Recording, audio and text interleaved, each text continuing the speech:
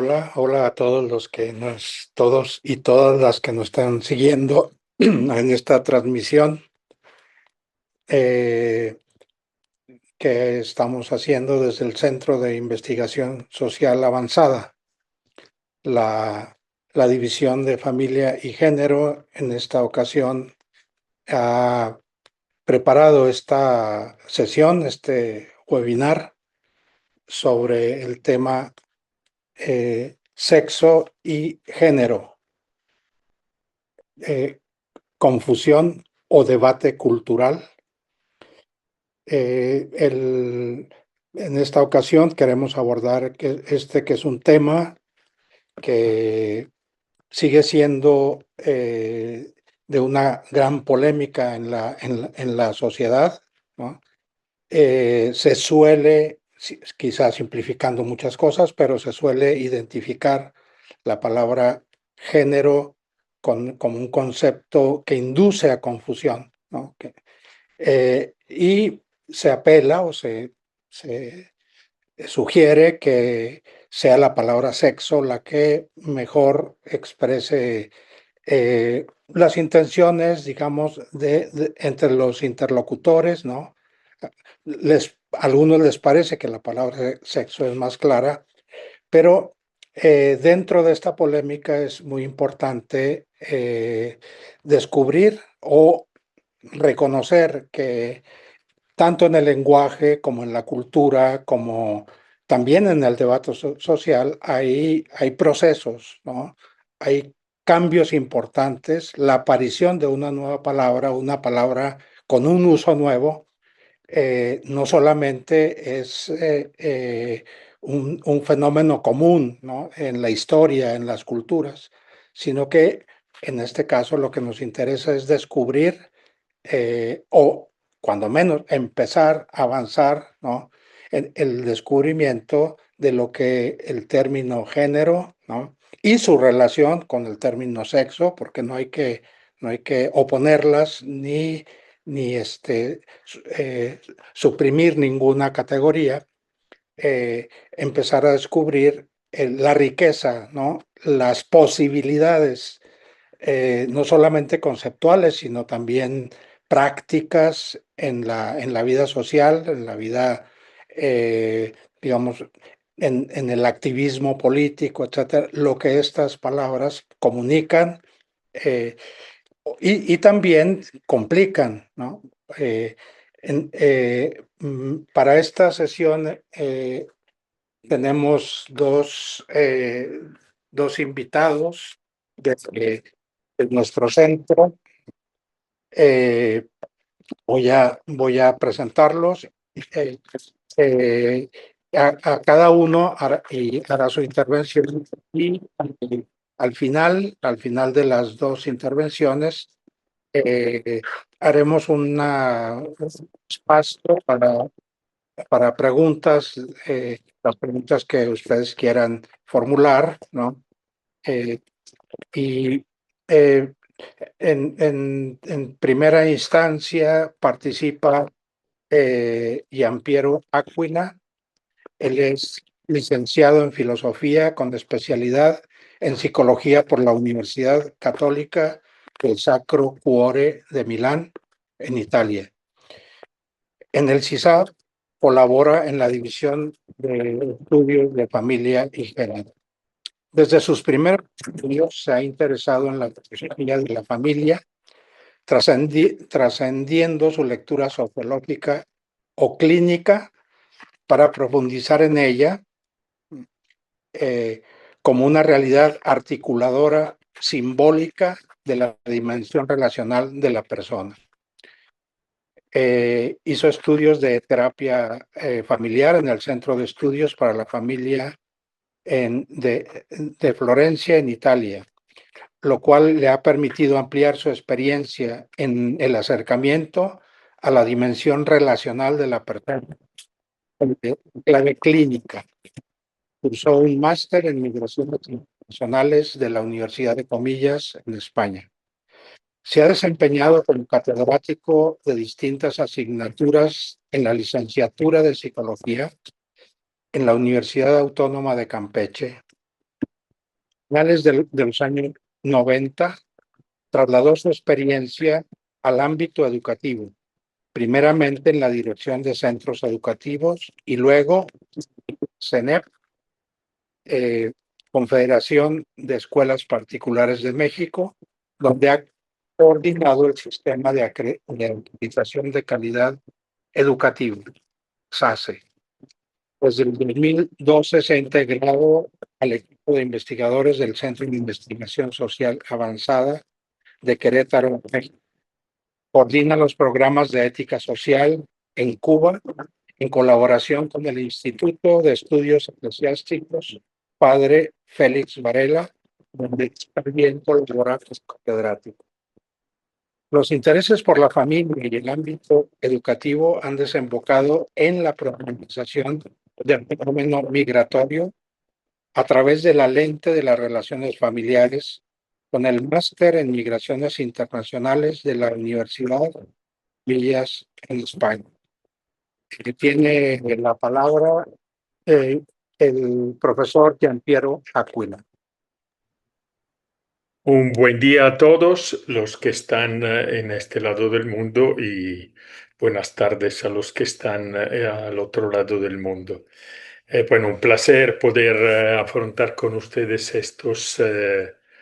esta temática del género, seguramente una temática poderosa que en el quehacer social de las ciencias sociales, educativa o de la realidad política implica siempre un debate actual, presente y por lo tanto consideramos que es de gran importancia poder, entre todos los que estamos presentes en este momento, poder dialogar sobre este tema.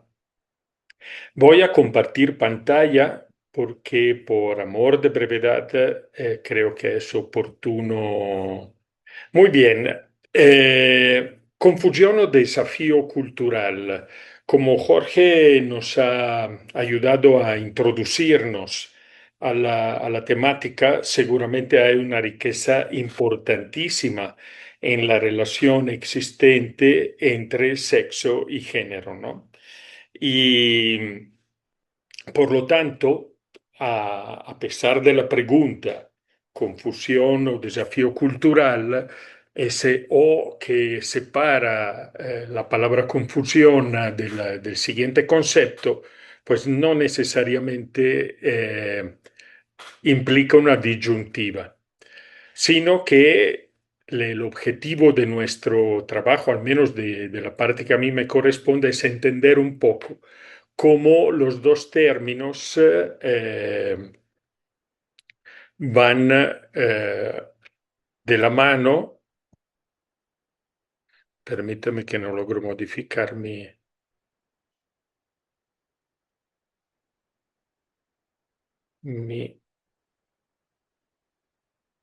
mi pantalla.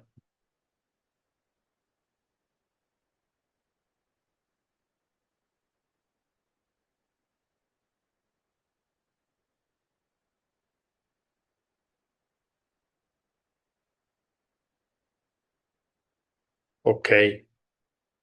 Entonces, el género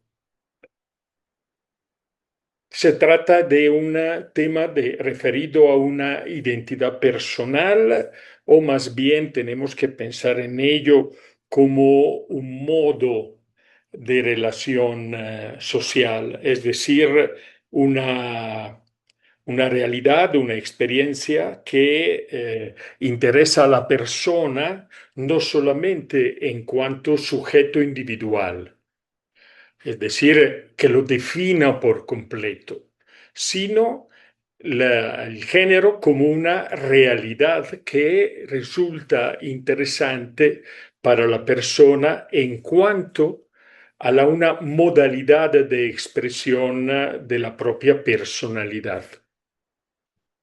Esta temática, este término, considero que ha venido a la luz a raíz del largo trabajo que el movimiento feminista ha ido realizando a lo largo de los últimos 2 siglos, pero de manera particular, para analizar esta vertiente feminista en el momento del posguerra. ¿Qué es lo que considero que es importante tomar en cuenta en esta fragua de nuestra vida social a partir del momento del posguerra? Quiero tener como referencia un artículo amplio, muy articulado de Horkheimer de 1950 relacionado a la realidad de la familia. ¿Qué es lo que se preguntó todo el movimiento de la Escuela de Frankfurt al salir de la Segunda Guerra Mundial? La grande pregunta fue cómo es posible que, a pesar de experiencias tan traumáticas como fueron las grandes dictaduras de la primera parte del siglo pasado, recordemos que en 1900 también se le denomina como el siglo breve, porque determinado por esas grandes dictaduras, sobre todo en el mundo occidental, en el mundo europeo, la fascista en Italia y luego la nacionalsocialista en Alemania, que dieron pie a las guerras mundiales, pero no fue solamente esto, fue también todo el periodo del estalinismo. La escuela de Frankfurt, Horkheimer, Adorno, se empezaron a preguntar qué es lo que permite y qué es lo que hace que, a pesar de estos traumas tan violentos, tan aterradores, que se extendieron luego a gran parte del mundo, seguía habiendo una disposición importante a la opresión de las otras personas, es decir, era una tendencia educativa. Horkheimer en ese artículo lo identifica de manera particular con la presencia en la familia de una actitud que tiende a transmitir, que tiende a hacer perdurar esa dimensión opresiva de una persona sobre la otra, eh, y que dará pie luego a una serie de instancias de emancipación que veremos de manera muy evidente en el movimiento del 1968, con este deseo de liberación de la persona, de esta emancipación, de esta ruptura del vínculo de autoridad que relacionaba de manera particular las sociedades de esa época para afirmarla, una exigencia de liberación. Es en este contexto que se inserta también el movimiento feminista para la emancipación de lo que tomará como definición una actitud patriarcal de opresión del sexo masculino sobre el sexo femenino. ¿Ok? Esta es como una primera vertiente, la vertiente feminista que se inserta dentro de un movimiento, de una exigencia de liberación, una exigencia que tenía como característica principal una instancia antiautoritaria, que luego se transformó, como dije, en una instancia antipatriarcal y por lo tanto de emancipación de la mujer, y finalmente de una instancia de liberación de la mujer per se, es decir, la mujer en cuanto tal, como sujeto que demanda una afirmación de sí misma en cuanto mujer. Y ahí vemos cómo se va abriendo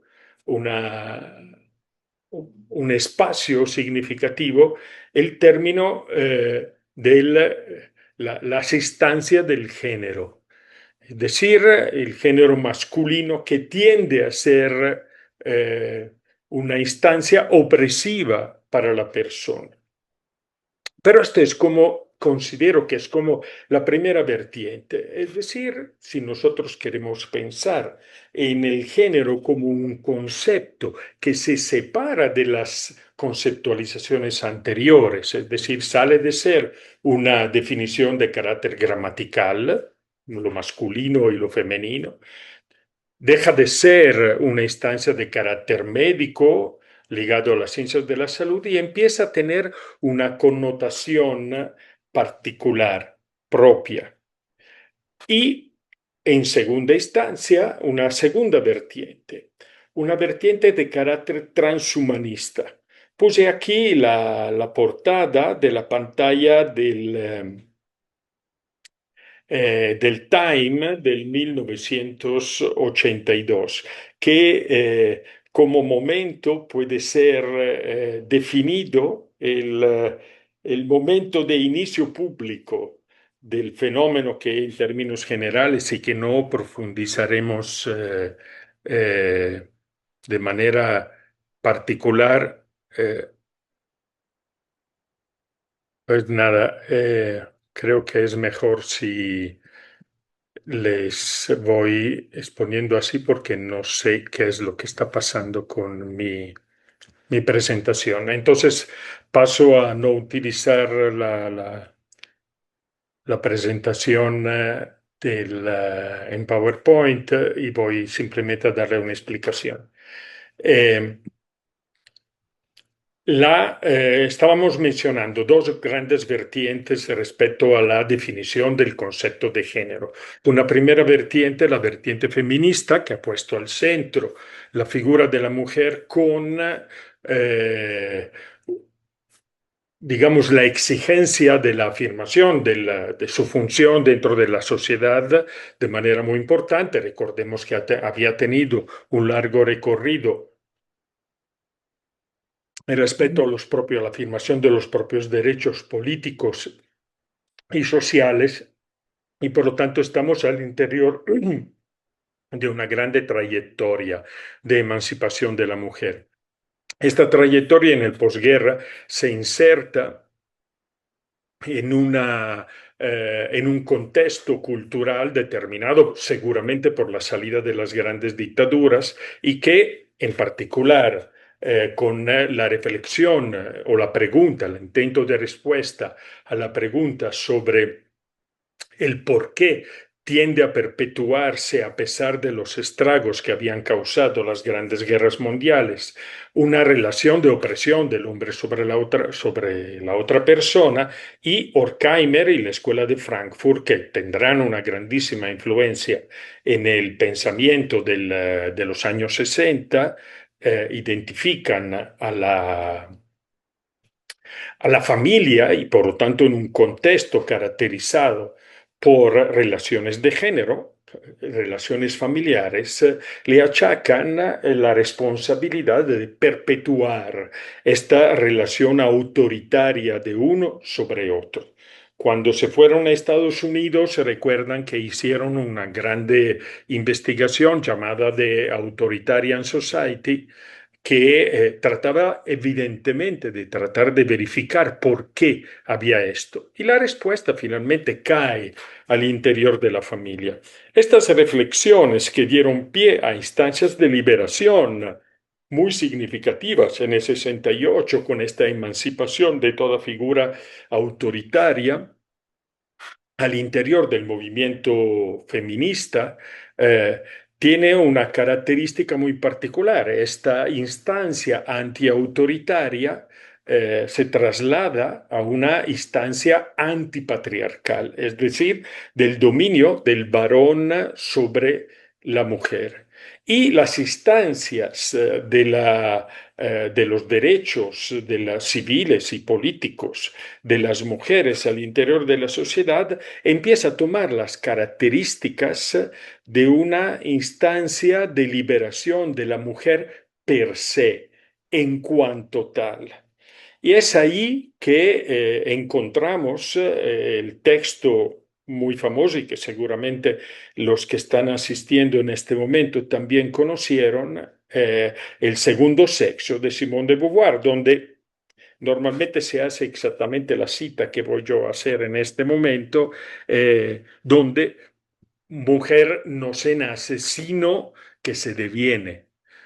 Y esta afirmación empieza a decir las características del género no es una característica intrínseca a la persona, sino que es el resultado de una definición que la sociedad impone a la mujer para que pueda proseguir a lo largo del tiempo esta instancia patriarcal, esta dominación del hombre sobre la mujer. Y es ahí que empieza a definirse un aspecto del concepto de género que caracteriza, empieza a tener una connotación particular y lo saca del contexto en el cual había permanecido hasta ese momento. Es decir, un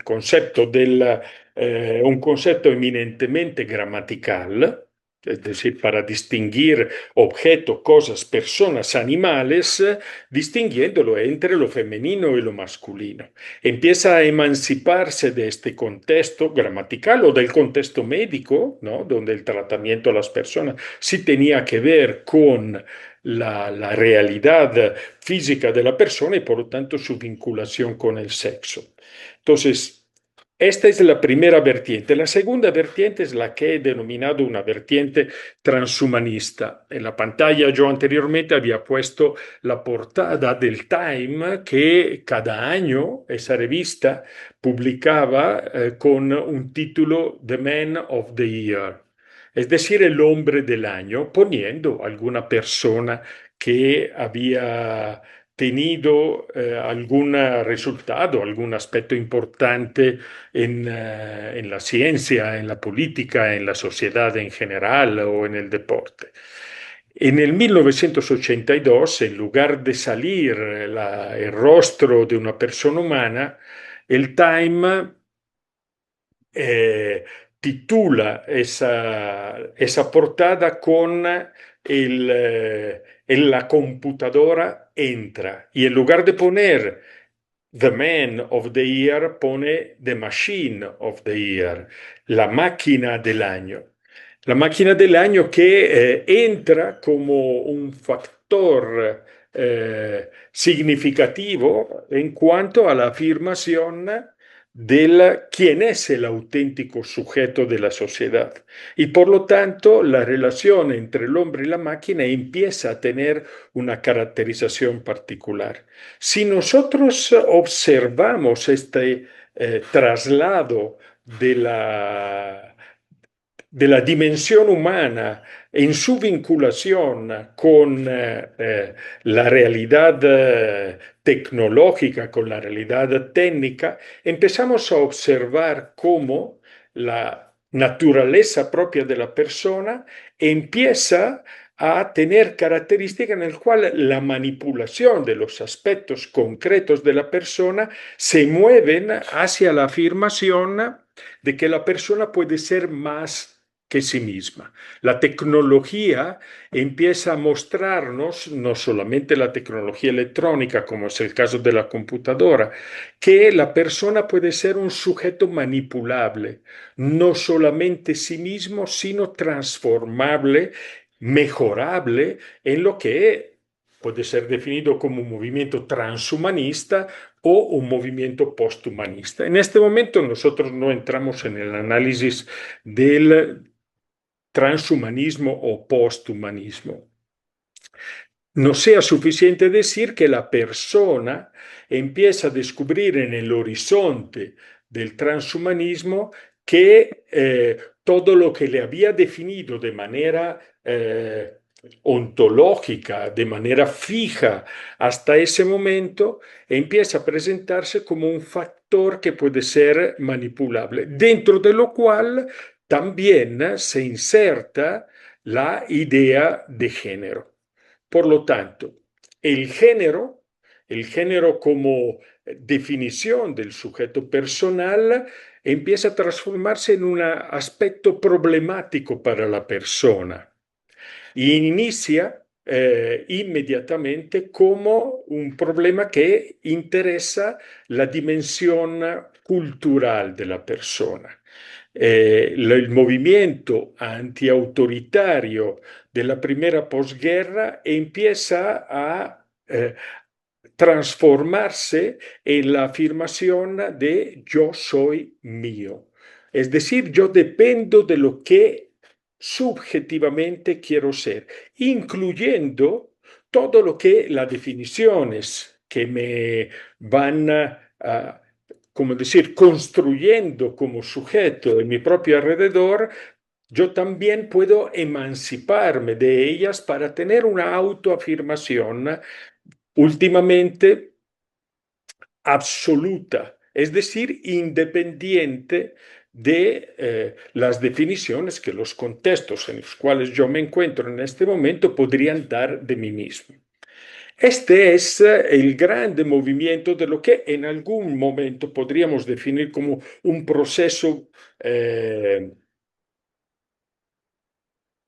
postmoderno. ¿Qué significa postmoderno? Yo me remito un poco a la definición de Bauman, que prefería a la definición postmoderno, decir es una modernidad tardía. Es decir, nosotros con la problemática respecto al género encontramos un momento particular de la reflexión de la persona respecto a cómo se puede afirmar la propia libertad. La libertad entendida solamente como libertad negativa, es decir, como ausencia de vínculos. Esta ausencia de vínculos identifica, por lo tanto, la capacidad de la persona para emanciparse de todos los contextos que podrían restringirla, limitarla a un aspecto de su propia existencia en lugar de afirmar su propia libertad que se transforma en una libertad absoluta. La persona es propietaria de sí mismo, es decir, se cumple el proceso propio de la modernidad en la cual la afirmación del yo empieza a definirse como un valor que tiende a ser absoluto y se afirma, por lo tanto, la libertad de la persona solamente como una libertad negativa, es decir, una libertad que se caracteriza como ausencia de vínculos. Donde se expresa de manera plena la vinculación entre el feminismo y la teoría gender.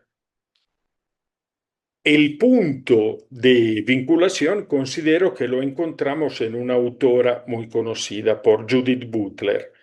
Voy a hacer algunas citaciones a partir de su texto El género en disputa, el feminismo y la subversión de la identidad.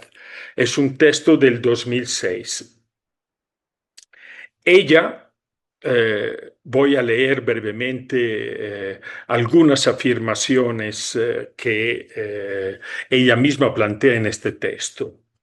Si una persona es mujer, dice ella, sin duda eso no la define por completo.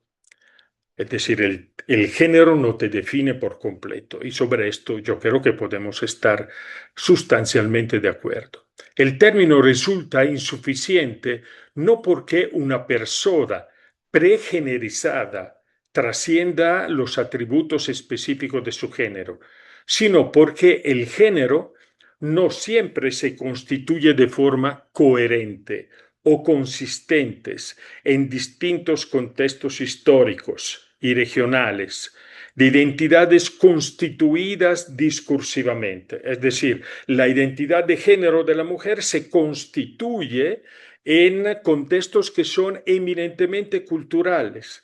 En consecuencia, y aquí es lo importante, resulta imposible separar el género de las intersecciones políticas y culturales en las que invariablemente se produce y se mantiene. que quiere decir que la emancipación de la mujer implica una emancipación, en Judith Butler, del concepto de género para eh, liberar verdaderamente a la persona y por lo tanto la mujer de todo este contexto que tiende, y todavía estamos hablando solamente de la dimensión femenina, es imposible separar el género de las intersecciones políticas y culturales y por lo tanto hay que como decir, abrir el concepto de género, liberarse de esto, y de ahí empieza una crítica de parte de ella a este mismo contexto, con un par de preguntas que voy también a leer. ¿Acaso la constitución de la categoría de mujer como sujeto coherente y estable constituye una regulación y reificación involuntaria de las relaciones de género? Es decir, la construcción de la categoría mujer, por lo tanto, implica una encerrar a la mujer, una reificación de las relaciones de género. ¿Hasta qué punto, sigue preguntándose Judith Butler, la categoría de mujer alcanza estabilidad y coherencia únicamente en el contexto de la matriz heterosexual? Y aquí empezamos a ver cómo la categoría de género empieza a entrar en el interior de una teoría, de una ideología que luego llamaremos teoría gender o ideología de género. Quizás, Perdón, profesor dígame. Giampiero, estamos al límite del tiempo, Sí, sí, estoy por favor. terminando.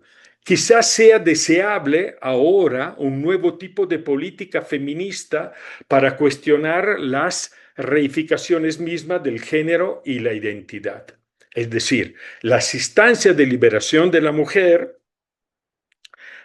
han llevado a interrogarse sobre la naturaleza propia del género. La conclusión de Judith Butler es: el género es un producto cultural, hay que emanciparse de la categoría género en cuanto tal y por lo tanto desestructurar la relación binaria heterosexual y eh, emprender un nuevo tipo de política feminista que abandona inclusive a la mujer para cuestionar las reificaciones mismas del género y de la identidad. Y por lo tanto la verdadera liberación de la persona y de la mujer se da en Judith Butler y de ahí todo el tema vinculado con lo que hemos llamado ideología gender como liberación del género y por lo tanto liberación del género entendido como construcción cultural.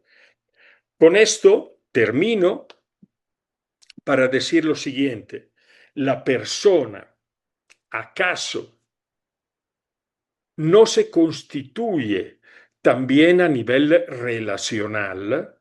Es decir, no se constituye como relaciones interpersonales en la cual el género se puede también configurar como un modo, como una modalidad de relación que tiene aspectos que son sexuados y caracterizados por el género y tiene también aspectos que no son caracterizados por el género y que sin embargo interesan su propia identidad.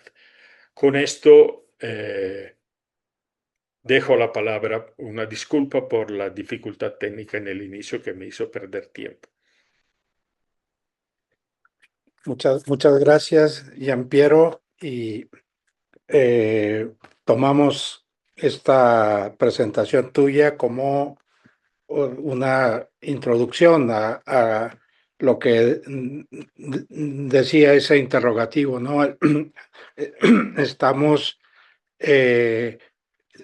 básicamente a un gran desafío cultural, es decir, el, la, la fluidez de estas categorías son desconcertantes y eso hace todavía más necesario plantearse seriamente cómo se está construyendo, quiénes están construyendo y también qué horizontes puede tener este proceso, ¿no?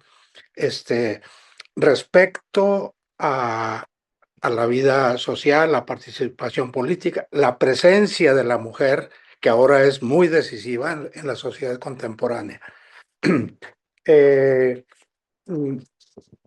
para hablar de estos temas, ahora siempre es inevitable que, que sea una mujer la que también diga sus puntos de vista, cómo impacta, ¿no? En su propia conciencia, en su propia rol en la sociedad y en la familia y en las diferentes estructuras, ¿no?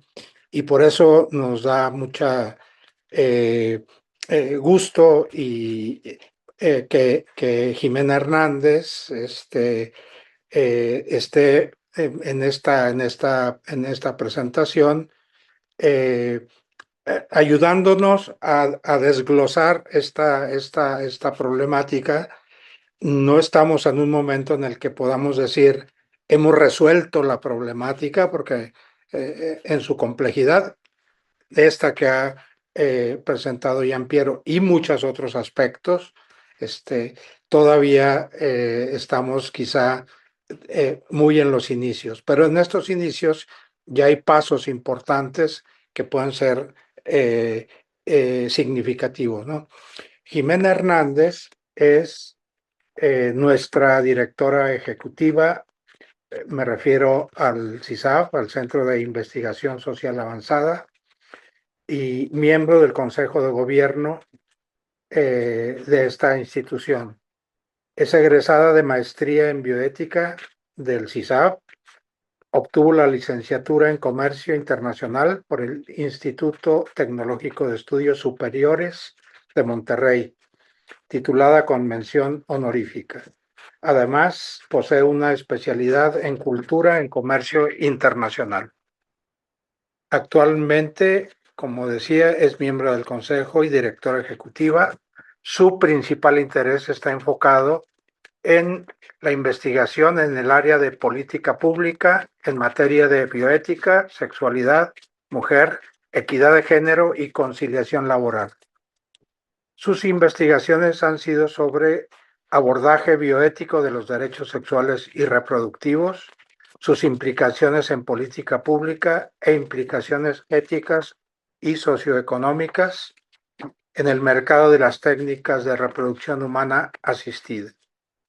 Ha sido consejera nacional del Instituto Nacional de las Mujeres, secretaria del Consejo Consultivo y miembro de su Consejo de Gobierno.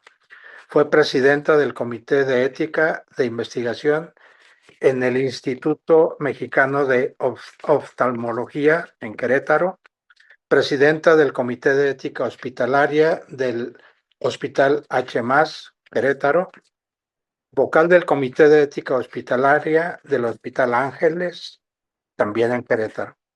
Actualmente es vocal en el Comité Interinstitucional de Investigación en Salud del Estado de Querétaro, consejera del Consejo Temático Municipal de la Mujer de Querétaro y recientemente ha sido nombrada miembro del Consejo Permanente del Consejo de Participación Ciudadana en Derechos Humanos.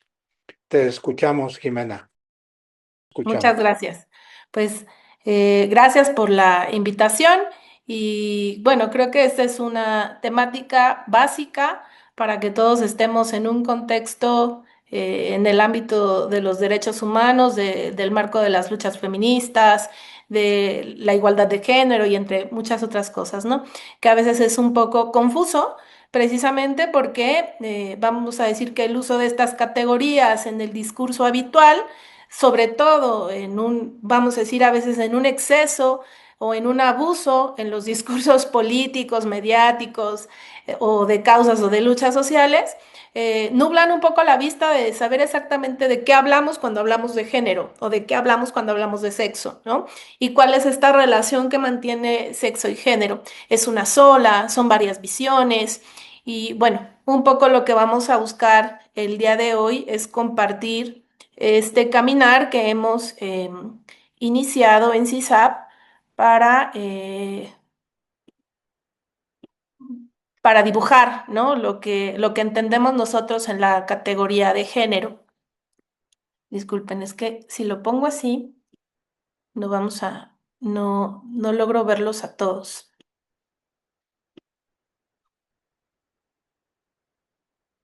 Ok, bueno, va a estar, que si no, no logro verlos a todos y me pierdo un poco en el tiempo. Eh, lo que pretendemos abordar hoy que es como desdibujar, eh, orientarnos en el horizonte de qué hablamos cuando hablamos de sexo y qué hablamos cuando hablamos de género, ¿no? Si esto viene a ser una confusión o realmente es un desafío cultural. Ya Giampiero abordaba los inicios del uso de la categoría de género. Yo aquí simplemente hago un esbozo de lo que trabajamos y esta perspectiva la hacemos desde mi práctica bioética, ¿no? Desde una aproximación bioética. Y entonces encontramos que el uso de la palabra género, ¿no? Fuertemente ya en el ámbito académico, se inicia más o menos en los años 60 y sobre todo en su relación con el tema de sexo.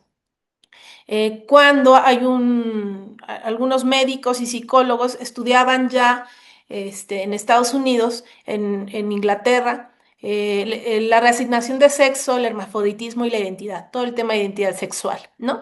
Y entonces lanzan un primer texto llamado así, Sex and the Gender, ¿no?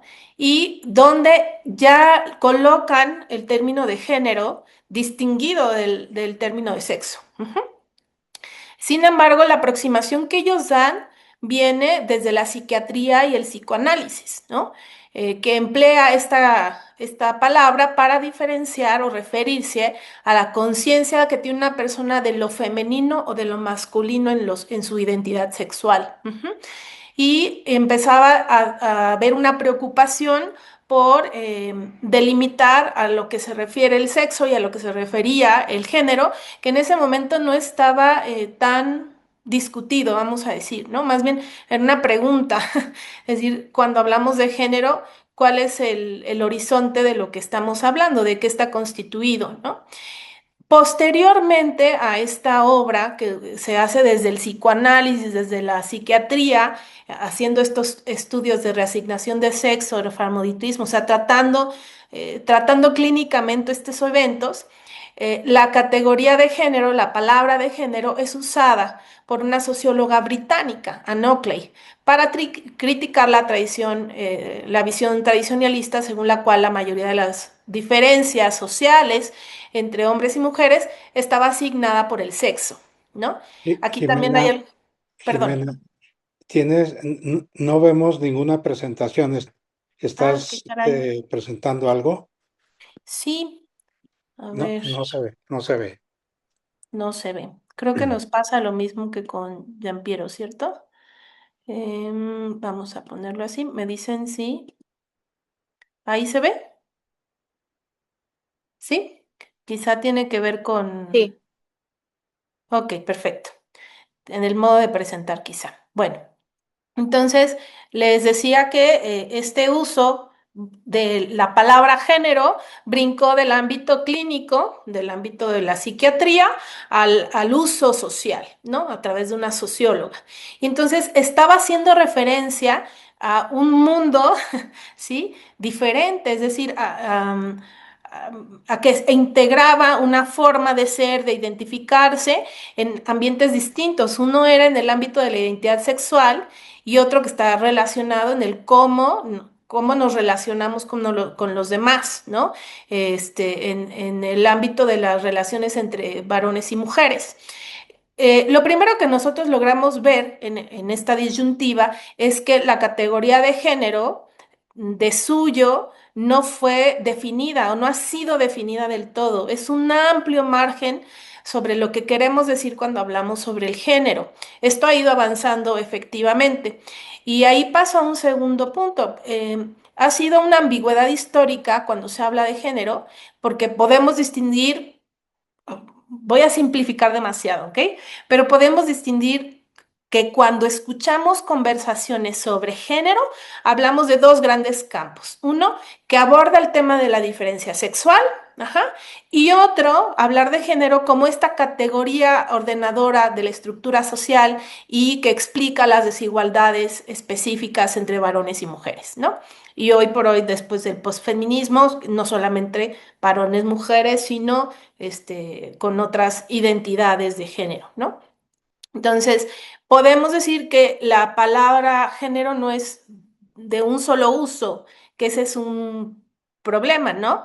En este horizonte cultural contemporáneo, pocas nociones han suscitado una transformación tan profunda y al mismo tiempo un debate tan polarizado como el género, ¿no? Lejos de constituir solamente un concepto o un concepto marginal, de hecho, se trata de una categoría pues que ha permeado las políticas públicas, los sistemas educativos, los marcos jurídicos, ¿no? De manera más decisiva para la comprensión de la identidad humana, ¿no? Y bueno, pues en este sentido, las discusiones en torno al sistema sexo-género, de qué hablamos cuando hablamos de sexo, de qué hablamos cuando hablamos de género y estas cómo se relacionan, pues no se puede reducir a una simple disputa ideológica entre posturas enfrentadas, sino que necesita una reflexión de un orden antropológico que permita esclarecer los supuestos implícitos de cada una de las visiones que hablan sobre el género, ¿no? O sobre el sexo. Lo que estamos viendo aquí es que desde su inicio, la manera de abordar el género no fue desde un solo ámbito, no está realmente definido desde una sola postura, sino hay maneras, metodologías, ciencias diferentes que están tratando de abordar la categoría de género, ¿no? Y bueno, también el problema de fondo no es únicamente si esta perspectiva de género o el uso de género pues nos resulta útil, ¿no? O políticamente eficaz, sino que si esto responde a la verdad, ¿no? De lo que se estudia. Entonces, debemos entender pues que cuando hablamos de género, hablamos de un universo bastante amplio. Por lo general, yo siempre hago esta comparación, por lo general cuando uno de nosotros ha escuchado hablar del género, lo escuchamos ya en el discurso político o en la toma de acción social, abanderando ciertas causas, ¿no? Entonces lo conocemos por las marchas, por los discursos, pero es importante que hagamos una distinción. Decimos en CISAP, el doctor Rodrigo Guerra nos ayuda a hacer esta distinción y decimos cuando hablamos de género, no estamos hablando de una noción diversa, sino análoga, y hemos confundido el género, ¿no? Y necesitamos identificar muy bien de qué hablamos. Lo primero es el género como hecho. Ajá. Lo segundo son las teorías de género, que no hay una teoría de género, hay muchas teorías de género. Las teorías de género tratan de estudiar la categoría de género. Podemos decir la aproximación que tenía el psiquiatra tratando de entender el género, como la aproximación que tenía la socióloga para entender la categoría de género, pueden, en ambos sentidos, dar teorías diferentes sobre qué es el género.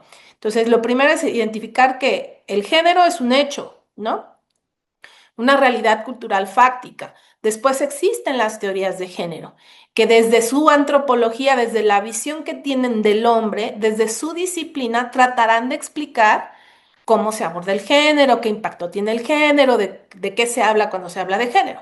Y por último, pues están todas estas propuestas políticas que se han alimentado, que se han referenciado, que se han nutrido, se han identificado de los estudios o las teorías de género y del género, ¿no? Entonces, vamos a decir que la aproximación que muchos hemos tenido sobre el género ha sido de este último ente, ¿no? De las propuestas políticas que nos ayudan a visibilizar necesidades, problemáticas, necesidades específicas. Entonces, una grave confusión es entender el género como una causa, ¿no? Como una bandera de causas feministas exclusivamente o de causas de movimientos LGTBI más. No, no, no. Es decir, el género es un hecho fáctico que necesita ser estudiado, propio de la naturaleza de la persona humana y que en ese estudio ha derivado en diversas teorías de género. Podemos decir que hay una complejidad cuando se estudia el concepto de género. ¿Por qué? Porque es una categoría polisémica y multidimensional, ¿no? Lo que decíamos al principio, primero lo estudió un psiquiatra y luego lo utilizó una socióloga, ¿no? Y ahora, bueno, está en el discurso hasta político y de derechos humanos y de desarrollo comunitario, en fin. Entonces, es una categoría polisémica y multidimensional, es descriptiva, sociológica, desde lo jurídico, político hasta lo ideológico, ¿no? Y esta interpretación depende de una antropología, es decir, una visión particular sobre la persona. Lo que yo pienso, lo que yo defiendo, lo que yo creo, lo que yo estudio que la persona es, ajá, y se comporta y se constituye, y entonces esa categoría de género se va explicando a partir de esta antropología, ¿no? Y por eso es que cuando decimos estudiar el hecho fáctico del género requiere de un análisis, pues si es una categoría polisémica, requiere de un análisis transdisciplinar, ¿no? Interdisciplinar, filosófico, jurídico, antropológico. Cuando avanzamos en cómo es que la palabra género se ha ido posicionando en diversos ambientes, cómo es que brincó de lo clínico, y de repente brincó a lo sociológico, podemos entonces decir que hubo un gran auge, cosa que ya explicaba Jean Piero también en su exposición, sobre, no solamente es un análisis sobre el tema de la identidad sexual, los movimientos feministas, el feminismo, introdujo, ¿sí?, la categoría de género fuertemente en diversos niveles. Podemos decir que los primeros inicios de las teorías de género, o sea, estas teorías que estudian qué es el género, ajá, pudieron empezar primero con los estudios de la mujer. Estos estudios trataban justo en el punto histórico que nos explicaba Jean Piero, de evidenciar estas desigualdades entre varones y mujeres que estaban siendo ya insostenibles a lo largo de la historia en diferentes latitudes del planeta y de diferentes maneras, ¿no?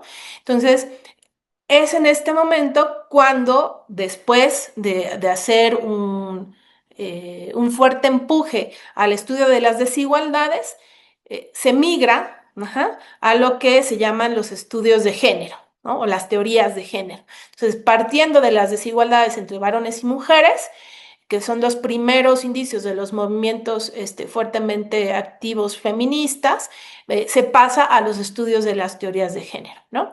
No solamente a la categoría de género, hay muchas otras cosas que se analizan, pero cuando hablamos de cómo se fortalecen, pues vamos a decir que esta es una de las raíces más fuertes.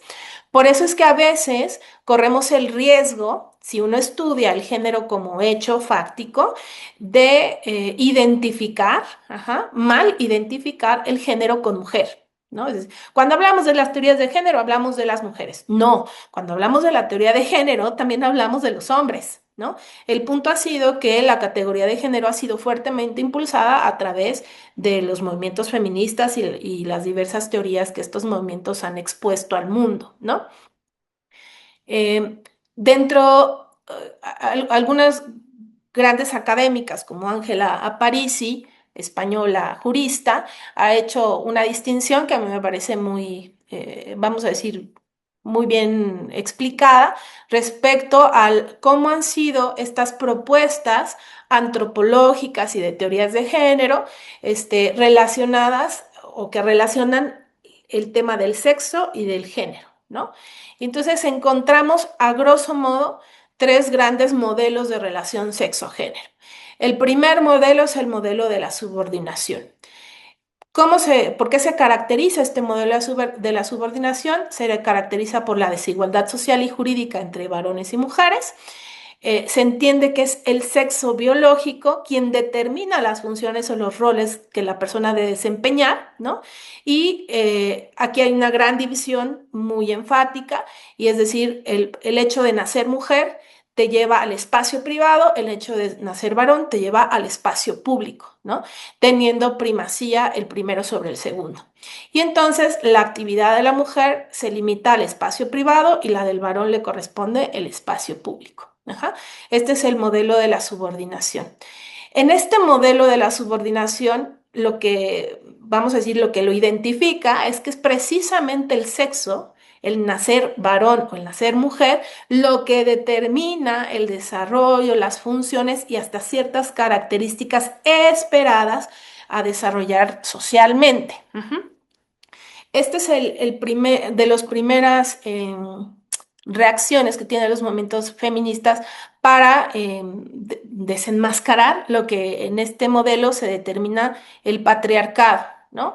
Que el patriarcado suele ser este sistema de subordinación que marca la diferencia tanto en espacios como en logros, como en acciones, como en maneras de relacionarse y en lo que se espera, en las expectativas respecto de varones y de mujeres, ¿no? En donde evidentemente el varón tiene una supremacía.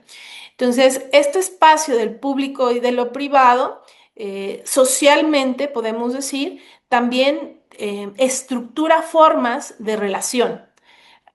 En el momento posterior en que esto es denunciado y que se pasa al tema del movimiento de la igualdad, que ahorita lo vamos a ver, lo que se identifica es que los espacios públicos, y bueno, y hoy todavía lo vemos en muchos espacios, es que la manera de relacionarse, de estructurarse, de pensar, de desarrollarse, está en una lógica de lo masculino, sobre todo en el espacio público. Igual pasa en el ámbito de lo que llamamos privado, ¿no? Que es el tema de la familia y la crianza, está desde lo femenino, está pensado en lo femenino. En este sentido es que cuando hay una irrupción, cuando hay una incorporación de las mujeres en el ámbito de lo laboral, ¿no? Pues hay un choque. ¿Por qué? Porque la manera de relacionarse, de ser, de estructurar, de medir, de hacer las cosas de manera objetiva, estaba pensado desde lo masculino. Y la irrupción de las mujeres pone en shock de cómo es que ahora hacemos las cosas, ¿no? Este descubrir, ¿no? Del tema del patriarcado y de la definición de los roles por el sexo, eh, que pone en evidencia unas desigualdades enormes en diferentes ámbitos, es lo que hace que surjan los primeros movimientos por la igualdad, ¿no? Estos movimientos por la igualdad contribuyeron a reconocer ciertas deudas sociales que se tenían con las mujeres sobre sus reconocimientos de derechos políticos, económicos y sociales, ¿no? No todos de golpe, pero se fueron ganando diversos espacios para que las mujeres no solamente estuvieran en el ámbito de lo privado, sino también pudieran ser voz en el ámbito de lo público. Estos movimientos por la igualdad terminaron haciendo un modelo igualitarista, que no es lo mismo. Vamos a decir que hay una brecha que se rompe en donde el modelo igualitarista niega cualquier diferencia entre varón y mujer, ¿sí? Es decir, no hay ninguna diferencia, ni de sexo, ni en el sexo. Porque, bueno, más bien, niega cualquier diferencia, pero todavía establece la diferencia biológica. Ajá. Porque aquí es donde empiezan a hacerse una relación de categorías que impiden luego avanzar en materia antropológica. La desigualdad, ¿no? Te empuja a la igualdad, pero no al igualitarismo, es decir, a reconocer que somos diferentes, ajá, en la manera de obrar, en la manera de pensar, pero que la igualdad o el tema del ser iguales está en la dignidad, ¿no? Sin embargo, aquí lo que se estaba buscando es que, o lo que se correlacionaba, es que la diferencia significaba de suyo subordinación, ¿no? Entonces, si ser diferentes nos iba a significar subordinación, había que ser iguales. Y entonces pasamos al igualitarismo. Entonces, esta comprensión antropológica de la naturaleza de la persona, del ser varón y de ser mujer, ya tiene una gran carga, ajá, y es lo que hace que se pase al modelo igualitarista. Es decir, no es que seamos iguales, sino se busca que la diferencia sea anulada, ujú, para que entonces no haya subordinación, porque se equiparan, se igualan. Ser diferentes es estar subordinados, entonces tenemos que ser iguales, ¿no? Aquí hay una paradoja, porque en el momento en que nos incorporamos al ámbito, sobre todo, por ejemplo, en el ámbito laboral o en el ámbito académico, pero primero en el laboral, las mujeres vamos ganando más espacios en el ámbito laboral. Entramos, como yo les decía, en una dinámica pensada, estructurada, diseñada de mucho tiempo entre hombres, ¿no? Y entonces entramos y no hacemos las cosas de la misma manera, no esperamos lo mismo. Es más, la métrica, ajá, es diferente. La métrica en el ámbito de lo público está llena de expectativas y de indicadores, ¿no? Si tú realizas un trabajo, tú esperas un reconocimiento y ese reconocimiento se llama pago. Si tú realizabas ese trabajo en lo privado, ajá, en el hogar, como hasta el día de hoy, también esperas un reconocimiento o se espera un reconocimiento, pero no se llama pago, o sea, no hay un salario, ¿no? En el ámbito de lo público, eh, tú esperas la eficiencia y la eficacia. Ujú. Son indicadores de medición de qué tan bien vas logrando cosas, objetivos. En el ámbito de lo privado, no, ¿no? Entonces, son maneras de proceder, de estructurar diferentes. Cuando tú llegas del privado a lo público y entonces lo que estás midiendo es eficacia y eficiencia, ¿no? Pero tú vienes de decir, el cuidado y la crianza de los hijos no se miden en la eficacia y en la eficiencia, ¿no? Son otros parámetros, que no quiere decir que son contradictorios. Unos enriquecen a otros. Sin embargo, hay un shock. Y entonces el igualitarismo, ¿no? Erradica, no permite la diferencia porque la asume como subordinación. Resumiendo demasiado, siendo muy reduccionista, estas críticas, ajá, al tema del igualitarismo hacen que dentro de los mismos movimientos feministas y dentro de otro tipo de estudios antropológicos y sociológicos reciban críticas fuertes y decir, no, no se puede negar la diferencia, ¿no? La igualdad está en la dignidad, pero hay que empezar a pensar que sí somos diferentes. Pero esta diferencia no es la subordinación, y entonces nace este pensamiento de la diferencia, en donde distingue una perspectiva masculina y otra femenina de construir la cultura, los espacios, las relaciones, las maneras de proceder, ¿no? Y dice, ciertamente el feminismo de la diferencia ha aportado pues mucho al discurso de género, sobre todo en ámbitos bioéticos, todo el tema de los cuidados, por ejemplo, que ha sido súper enriquecedor en el ámbito de la enfermería, viene, viene del pensamiento de la diferencia, ¿no? Y lo cuestionable del pensamiento de la diferencia o las críticas al pensamiento de la diferencia no es el pensamiento en sí, sino que exaltan de manera unilateral lo femenino y estereotipan lo masculino, ¿no? Hay una explicación diciendo, bueno, pues es que lo suyo del ser varón es ser violento, lo suyo del ser varón es ser 100% racional, muy probablemente no hay manera de que el varón deje de ser violento, carnal, etcétera, etcétera, etcétera, ¿no? Entonces, vamos a decir que tiene un sesgo y ha puesto en supremacía lo femenino por encima de lo masculino, ¿no?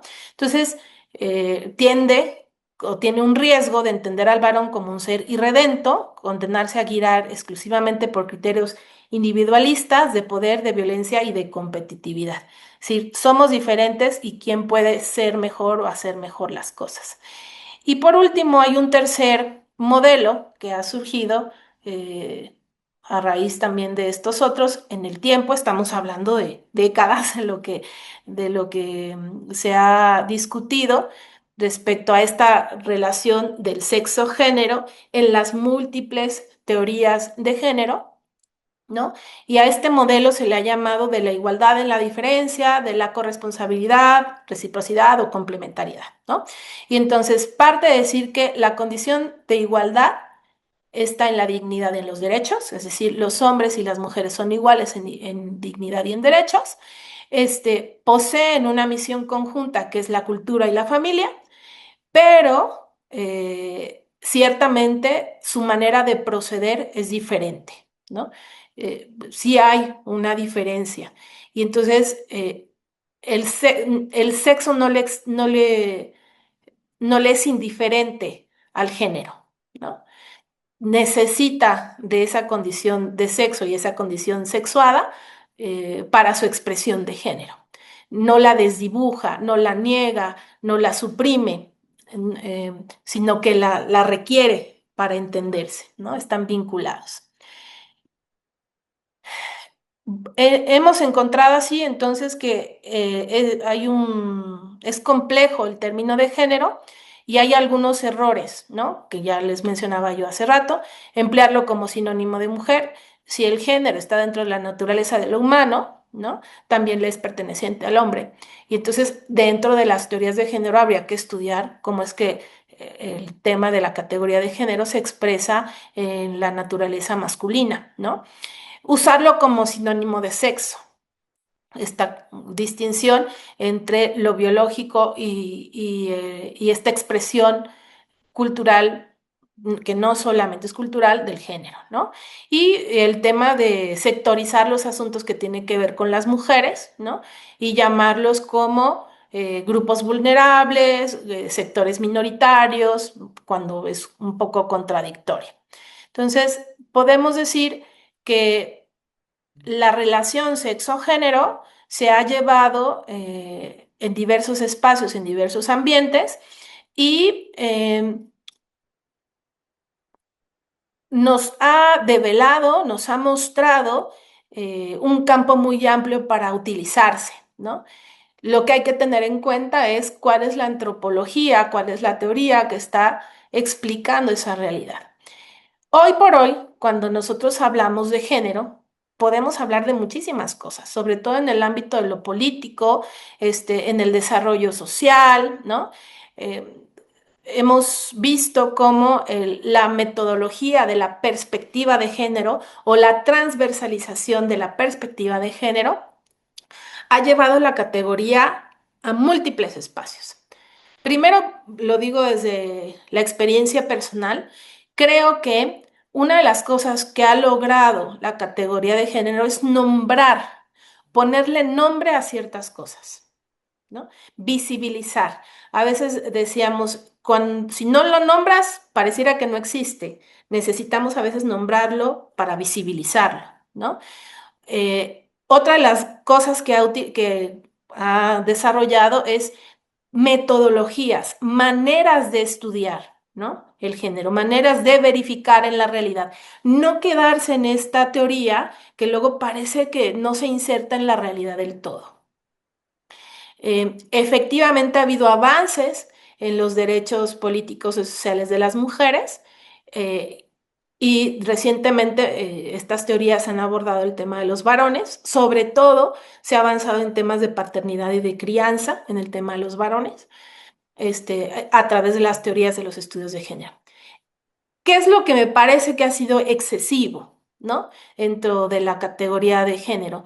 Es, si bien nombrar visibiliza, lo que estamos viendo es que el género no tiene una uniformidad, ¿sí? No hay un consenso sobre su concepto. Entonces, a veces el utilizarlo sin ton ni son, ajá, vamos a decir, desgasta la misma categoría, ¿no? La prostituye, por así decirla, ¿no? Ya la usamos para aquí, la usamos para allá, y no se entiende de lo que estamos hablando.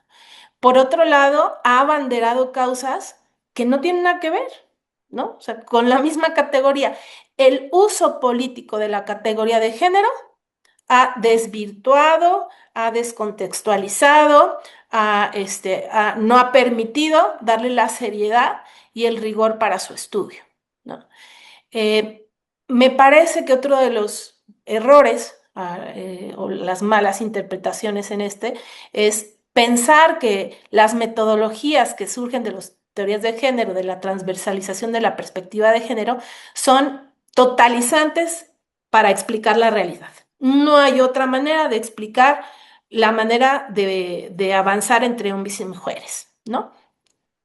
Y por último, digo, hay varias cosas que enunciar, pero estoy enunciando las que me parecen que han sido más delicadas, es que ciertamente no ha habido excesos en las teorías de género, de manera que se han tomado posturas radicales en las cuales si no se piensa como la teoría lo expresa, no es, ¿no? Y es a donde llegamos a las ideologías de género, que ya algo mencionaba Jean-Pierre en su momento, ¿no? Estas ideologías no permiten un diálogo respecto al estudio de lo que se dice de género. Eh, Niegan, en su mayoría, niegan la naturaleza de lo humano, dicen el sexo no existe, solamente es el género el que construye y deconstruye al ser humano. Pero me atrevería a decir otro punto. Me parece que hay excesos en las ideologías, tanto de un lado como del otro. Es decir, quien niega por completo la categoría del sexo, ¿no? Quien niega de completo esta relación y dice solamente el sexo es una construcción cultural, como quien dice el género está mal, nos ha llevado a una desmoralización, el género es un vocablo inventado para uso político. No, ¿no? Yo creo que lo que no hemos logrado entender es que como hecho necesita ser estudiado con seriedad, desde la noción de persona. Y, y ahí hay que tener cuidado. Dice la doctora Elena Postigo, hay que tener cuidado con el objeto de estudio que estás estudiando. Y si el objeto de estudio que estás estudiando es la persona y es compleja, no puedes suponer que solamente abordarla desde una disciplina va a dar una explicación totalizante de la realidad, ¿no? Entonces, me parece a mí que en las ideologías de género no existen solamente las que niegan el sexo y su relación con el género, sino las que niegan lo cultural propio de la naturaleza de lo humano, que tiene que ver con el género. No es que una esté contraria a la otra, ni una explique a la otra de manera totalizante, es que están relacionadas. Y no es la única manera en la que se entiende a la persona, ¿no? Por eso decíamos, es una categoría compleja que hoy por hoy ha sido más utilizada en los discursos políticos. Ajá. Yo a veces les digo, si Simone de Beauvoir escuchara lo que algunas activistas dicen que ella dijo, se volvió a parar y les decía, no entendieron nada, ¿no? O sea, no era por ahí, ¿no? Entonces, me parece que hoy es un desafío cultural importante. Ha habido avances interesantes en el uso de la categoría de género, de la misma perspectiva de género, pero así como ha habido avances, ha habido abusos, ¿no? No creo que hoy exista solamente una manera de mirar esto, pero vamos a decir que el camino que a mí me parecería más obvio, ¿no? Sería el de poner a la persona al centro. Es decir, el objeto de estudio es la persona y en función de eso, tanto el varón como la mujer tendrán que ser estudiados para entender de qué hablamos cuando hablamos de género y de qué hablamos cuando hablamos de sexo. Por último, me parece que lo que necesitamos es regresar a una antropología personalista comunional, o sea, que no descontextualice a la persona de su situación de relacionalidad, que se reivindique cierto tipo de relaciones, ¿no? Que son necesarias para entender esta condición sexuada y de esta identidad, que se rearticula cierto tipo de derechos de primera y segunda, tercera generación que son necesarias para generar justicia en el ámbito de las desigualdades sociales, pero que no se abuse de ellas, eh, y que no se niegue la perspectiva de género porque no encuadra en una visión. Más bien hay que estudiar el género como hecho para poder entender cómo es que el género explica esta parte del desarrollo de la persona, esta parte de la comunicación de su identidad sexual en la cultura. Muy bien, gracias Jimena.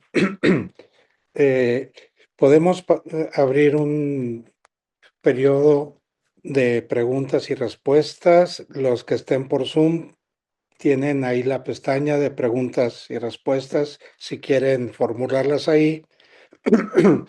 Y mientras lo hacen, ¿no? Yo adelantaría un poco una pregunta para Giampiero, que creo que está, digamos, la pregunta o la cuestión de esta pregunta está implicada un poco en la perspectiva de investigación que él ha asumido. Un poco inició hablando de la teoría crítica y en el campo de la investigación la, la crítica, el instrumento crítico es muy importante, pero a veces se asume o se orienta la visión crítica como a destruir, a desmantelar categorías, estructuras. Se piensa que, digamos, movimientos que se llamaron contraculturales como para caracterizar la crítica. Me parece que la asunción que tú haces de la teoría crítica también introduce o se hace desde un matiz de la comprensión de la crítica, ¿no? Que puede ser constructiva, que puede ser, que puede ayudar a avanzar en la comprensión de una realidad, que puede ser, digamos, eh, mm, cuestionable, pero al mismo tiempo desde ahí se puede construir. Metodológicamente, ¿tú cómo asumes la idea, digamos, de crítica, de una teoría crítica a partir de la cual se van asumiendo estas temáticas, se van revisando, etcétera? Pues muchas gracias. Yo pienso que para tener un equilibrio en el proceso crítico es fundamental que nosotros regresemos un poco al origen del pensamiento crítico, es decir, criticar quiere decir últimamente juzgar, entrar en relación con la realidad que tenemos enfrente para que esta misma realidad nos corresponda. Una teoría crítica que, como ha sucedido en buena medida a mediados del siglo pasado y en el periodo subsiguiente, yo creo que ha sido en buena medida un abandono de la realidad y de la realidad doliente y concreta. Yo pienso que un proceso crítico que en el caso de las teorías de género, reconstruyendo un poco de dónde nacieron estas instancias, pensemos en todo el proceso, en las necesidades de emancipación del movimiento femenino. Si hay algo extremadamente novedoso y poderoso en lo que podemos definir como cambio de época, seguramente ha sido el protagonismo de la mujer y, sí, como hemos dicho, es gracias a esos fenómenos ocurridos a lo largo de los últimos siglos, después de la Revolución Francesa, pensando, pero de manera particular después de los años 50 en el mundo occidental, pues tener una atención y un cuidado para quien ha sufrido algunas consecuencias que luego de buena manera o de mala manera han sido identificadas de manera sesgada y agresiva con el término patriarcado. No debemos de olvidarnos que tenemos que poner atención en quién ha sufrido esas consecuencias. Y al mismo tiempo tenemos que reconocer que si un cambio de época, un factor del cambio de época tenemos delante de los ojos, es el advenimiento del protagonismo de la mujer en nuestros contextos. Por lo tanto, hablando de una teoría crítica que no sabe regresar al factor de realidad y por tanto salvar a todas las personas, estaríamos perdiendo efectivamente un criterio de juicio, es decir, la verificación dentro de la realidad. Ahora, esos procesos, en el caso de lo que se llamaron, que también Jimena retomó, entendidas como ideología de género, cuando nosotros hablamos de una ideología, ¿de qué estamos hablando? Últimamente de una separación entre el juicio y la realidad donde esto se verifica. En el caso de las teorías de género, yo creo que este abandono para encerrarse en unos criterios que limitaron el concepto de género solamente su aspecto emancipatorio, han perdido de vista una dimensión antropológica fundamental. Es decir, que la persona es estructuralmente, tal vez la palabra estructuralmente no satisface todo, la persona es ontológicamente relación. Y entonces en el momento en el cual nosotros nos olvidamos y absolutizamos algunos de los aspectos, estos se vuelven inevitablemente violentos. Ya sea, Jimena justamente decía, ya sea en un aspecto de absolutización del sexo biológico o de su absoluta relativización, pues quien paga las consecuencias siempre son las personas reales. Por lo tanto, un cuidado a la persona. Lo que yo creo que al afrontar esta temática es importante, yo creo que partir de lo femenino ayuda. Ayuda porque es el punto que en este momento ha puesto de relieve una problemática importante. Es decir, es un poco el punto de verificación. Y concluyo con esto, es decir, en el contexto actual, el protagonismo de la mujer a nivel político, legislativo, ha tenido unos avances impresionantes. A nivel legislativo estamos, pero es de ayer la publicación de la CEPAL respecto a los índices de feminicidio, que son en crecimiento en toda América Latina en esta investigación, pero podemos entender o extender esta reflexión más allá de la América Latina, sino tener una visión más global y nos encontraríamos con fenómenos análogos. ¿Qué quiero decir con esto? Quiero decir que por un lado una ideología tiende a no cambiar los procesos sociales de relaciones y necesitamos identificar un criterio.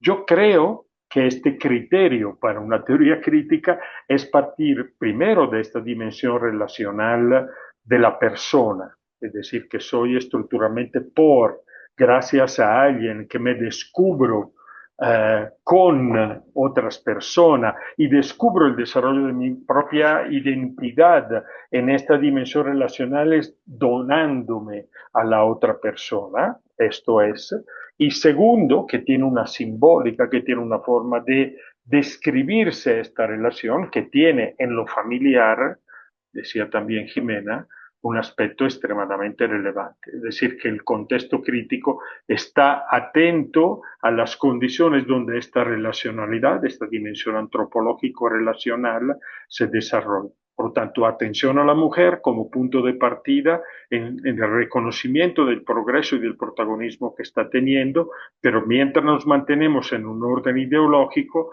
los factores de marginación de la mujer y de violencia sobre la mujer persisten y siguen siendo una problemática importante.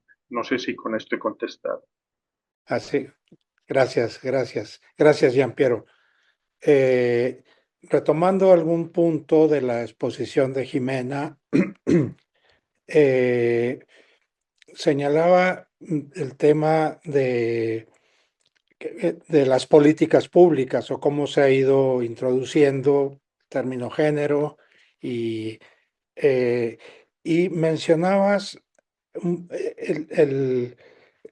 como, no sé si como un cierto problema o una simplificación, el tema de la sectorización en las políticas públicas, convertir una categoría como para identificar sectores, ¿no?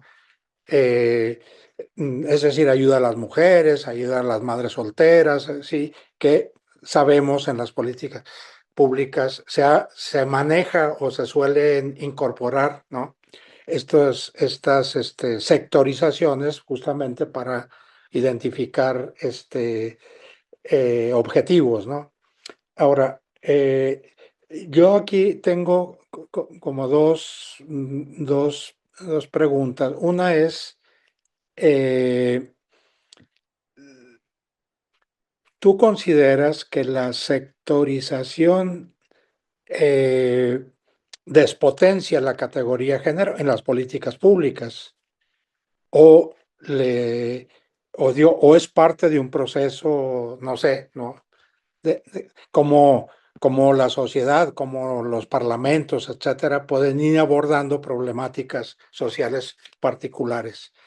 Y la otra es, aún en el terreno de las políticas públicas, ¿no? ¿Qué tanto el tema del género, ¿no? Incluso el activismo de género, que influye también mucho, eh, está sirviendo para invisibilizar la familia. ¿Mm? Es decir, no hay políticas públicas de familia. Eh, ya lo decías, más bien es sectorizar la familia, ¿no? Adultos mayores, madres solteras, que pueden tener diferentes. Pero el sujeto familia en el derecho, eh, digamos, tiene muy poca definición, ¿no? Y poca visibilización. No sé si la pregunta es clara y tú qué piensas de esto. A ver, yo creo que suceden varias cosas al mismo tiempo. Yo sí estoy convencida que es uno de los grandes logros que tienen es que cuando nombras visibilizas, ¿no? Sin embargo, visibilizar o el método para visibilizar no puede ser eterno, porque si no lo sigues manteniendo al margen, ¿no? Es decir, hay que tener pobres, que no se nos acaben los pobres, porque luego, ¿qué vamos a hacer, no? Este, a ver, lo voy a poner un poco con el ejemplo de las famosas cuotas de género, ¿no? La intención de la cuota no es que sea permanente, porque entonces, si no significa que el desarrollo no se dio, ¿no? Sino quiere decir que culturalmente no asimilamos el tema de la necesidad de la participación de hombres y mujeres en espacios, no por ser hombres o por ser mujeres, o sea, no en el 50-50, sino porque el aporte del varón o el aporte de lo femenino en esos espacios generarán mejores ambientes de convivencia y mejores soluciones, etcétera, etcétera. Entonces, ciertamente cuando tú visibilizas, ¿no? Una desigualdad de participación, en este caso, ¿no? La participación de las mujeres en la toma de decisiones públicas y generas una cuota de género, pues tú esperas que esto sea temporal, ¿no? Entonces, creo que en el tema de la sectorización, no me refiero a que sea temporal en la política pública, sino que no esperas que sea totalizante, que siempre sea así, porque aparte las personas estamos o sea, en el transcurso de nuestra vida, ¿no? Entonces, en un momento somos infancia, pero ya después vamos a ser adolescencia, pero ya después vamos a ser adultos. Entonces, evidentemente siempre habrá un público que atender. El punto es que cuando solo partimos de esa perspectiva, siempre dejamos a alguien fuera. Siempre va a haber alguien fuera, porque no nos va a alcanzar la cantidad de sectorización para atender las necesidades específicas de todos, ¿no? Entonces, claro que ayuda, es como el médico especialista, qué bueno que es un médico general y luego se especializa porque eso permite una mejor atención a cierto tipo de enfermedades. Pero si la especialización rompe con la visión de la totalidad de la persona, fragmenta de tal manera que alguien siempre se va a quedar fuera. O sea, y no hay presupuesto que alcance para sectorizar y atender todas las necesidades, ¿no? Entonces, cuando se evidencian problemas graves, de problemas de marginación grave, de brechas de desigualdad importantes, evidentemente es necesario atenderlas, pero o sea, la política pública sí tiene que tener en mente o sea, la familia es un espacio en el que todos convergemos, ¿no? Tú puedes decidir o tener o no familia. O sea, es una decisión que todos podemos, cada quien puede tomar, pero tú vienes de una. Forzosamente naciste en una, ¿no? Podrás o no formar otra, pero siempre hay un nexo con un ámbito familiar. Siempre pertenecerás a una familia. Que hoy por hoy los contextos de familia están, muy rotos, con muchas problemáticas. Ese es otro tema, pero el punto es que si nosotros partimos de lo básico, siempre estamos en un ambiente de familia, ¿no? Entonces, en materia de política pública, hasta por una perspectiva estratégica, hay un lugar en donde a todos los atiendes, ¿no? En su relacionalidad. Sin embargo, me parece que sí hay brechas de desigualdad que requieren de atenciones específicas.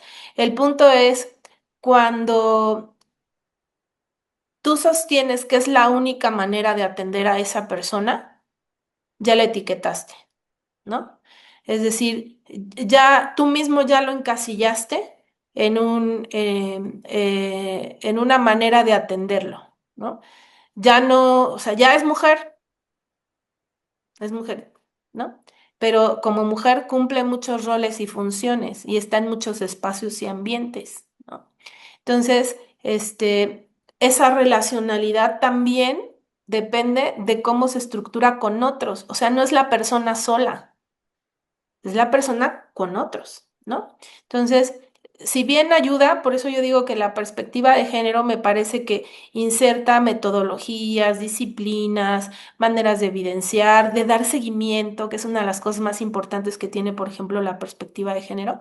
Es no solamente evidenciar, sino que son puntuales en darle seguimiento al tema de la política pública, ¿eh? Es decir, aquí decía que el presupuesto estaba etiquetado de tal manera para tal cosa y no se ejerció, ¿no? Y esto ha significado tal, tal, ¿no? O cómo podemos traducir el presupuesto en un presupuesto con perspectiva de género. O sea, quiere decir que a la hora de atender un grave problema se van a ver beneficiados, ¿no? Ciertos sectores quiero que me lo ponga en papel y me diga cómo lo va a hacer, ¿no?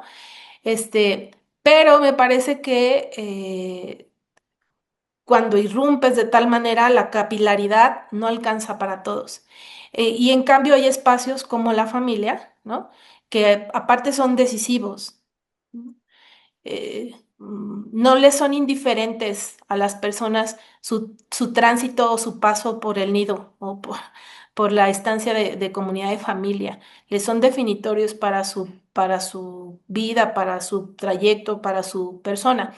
Entonces, regreso al mismo punto. Me parece que hay métodos que son buenos, pero no son totalizantes, ¿no? Pensar que esta persona solamente pueda ser atendida en esta etiqueta la deja fuera de la relacionalidad que es propia de la persona y de su naturaleza. Muy bien, muchas gracias. No tenemos, a ver aquí. Había una pregunta, decía, en la actualidad, de César Luna y Claudia Álvarez, en la actualidad, a fin de no herir susceptibilidades, ¿se debe omitir el término sexo y decantar por el concepto de género? Yo voy a decir lo mío y a que Giampiero también conteste. Ok. Yo solo dos cosas. La primera, no, porque no es lo mismo. Estamos hablando de cosas diferentes. Y dos, si bien es cierto que yo he dicho que o sea, ha ayudado a visibilizar, nombrar las cosas, me parece que también ha habido un abuso en el uso de ciertos conceptos y de tratar de imponer, ¿no? Una perspectiva, una visión, una manera de ver las cosas a través del uso del lenguaje, ¿no? Y entonces de llenar ciertas palabras o referenciarlas sola, única y exclusivamente a la perspectiva de una teoría, de una ideología, etcétera. Entonces, creo que las cosas deben ser nombradas y deben de llenarse del contenido adecuado. Yo estoy de Giampiero. acuerdo con Jimena. Eh, lo que necesitamos nosotros hacer es comprender cómo se relaciona el sexo con el género, porque son dos hechos que están presentes dentro de nuestra realidad. Es decir, se articulan como un sistema donde la condición fisiológica, biológica propia del sexo eh, es parte de un fenómeno más amplio que definimos como sexualidad y que nos atraviesa transversalmente, ¿no? Y por lo tanto sí se relaciona. Es decir, no pueden un aspecto, el género, que se refiere a la dimensión cultural con la cual nosotros expresamos nuestra sexualidad, ¿ok? Y que se fundamenta y que se relaciona con nuestra condición propiamente biológica, sin ninguna absolutización, o sea, como decía Jimena, o sea, si nosotros restringimos la sexualidad masculina al interior del macho alfa, con todas las características que nosotros podemos pensar de esto, evidentemente estamos hablando de una expresión del género que tiene que ver con una dimensión gonadal, que tiene que ver con las hormonas, que tiene que ver con todo lo que se de que nosotros somos nuestro cuerpo, no tenemos un cuerpo. Y esta absoluta separación, que es también parte de todo el debate, no es tal. Es decir, yo si no tuvieras mi propio cuerpo con todas sus características, con su fisicidad, pero también con toda su historicidad, no tendría la posibilidad de expresarme de alguna manera de acuerdo a cultura que se modifican y que varían no solamente por geografía, varían también por tiempos y cultura. Por lo tanto, de acuerdísimo con Jimena, no podemos nosotros eliminar un hecho del otro, pero estos dos hechos están profundamente interrelacionados. Muy bien, pues ya tenemos el tiempo un poco pasadito, pero muchas gracias por estas exposiciones. Creo que ayudan a identificar, ¿no? Una temática que a medida que se avanza en ella, se va explorando, también se van viendo otras implicaciones, eh, digamos, eh, eh, de gran interés, pues, que van mostrando la riqueza, ¿no? La riqueza y el desafío que representa el que, eh, el que vayamos incorporando estas nuevas palabras, estos nuevos términos. eh, yo diría, al final de cuentas, eh, incorporarlas a una sociedad que es sensible a la igualdad, eh, o a una injusticia que puede ser estructural cuando no la podemos visibilizar, particularmente respecto a la mujer, pero puede ser también respecto a muchas otras, digamos, contextos relacionales para hombres y mujeres, ¿no? Entonces les agradezco a los que se han conectado. Pues, gracias a todos, todas.